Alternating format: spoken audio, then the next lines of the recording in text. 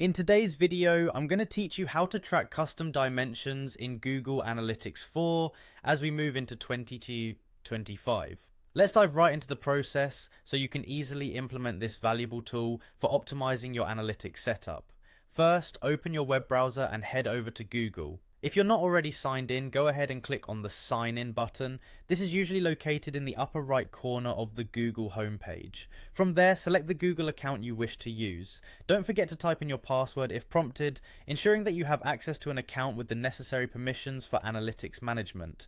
Once you're signed in, navigate to the Google Apps menu. You'll typically find this menu in the top right-hand corner of the page, represented by a grid of small squares. Click on this menu and a drop-down list of Google services will appear.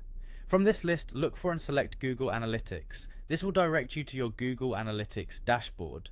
Now that you're in the dashboard, it's time to move into the admin section. To do this, look for the admin button, which is usually situated in the bottom left corner of the screen. Clicking on admin will bring you to a new section where you can manage various settings of your analytics account.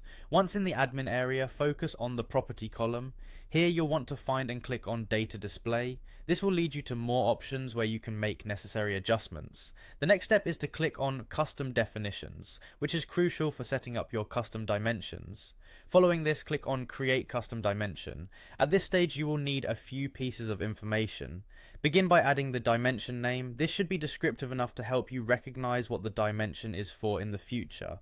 Next, determine the scope, which refers to how data is collected and associated with users or events. After setting the scope, fill in the description field. This is an optional step, but including a description can be helpful, especially if multiple people are working within the analytics account. It ensures clarity and provides context for the custom dimension you're creating. Now add the corresponding event parameter. This connects your custom dimension to specific events that you're tracking, enhancing the granularity of your data analysis. With all this information filled out, go ahead and click on Save. And there you have it, the process of tracking custom dimensions in Google Analytics 4 is complete. This will allow you to gather deeper insights and make more informed decisions based on the nuanced data points specific to your business needs. Thanks for watching, and I hope this guide helps you in getting the most out of Google Analytics 4.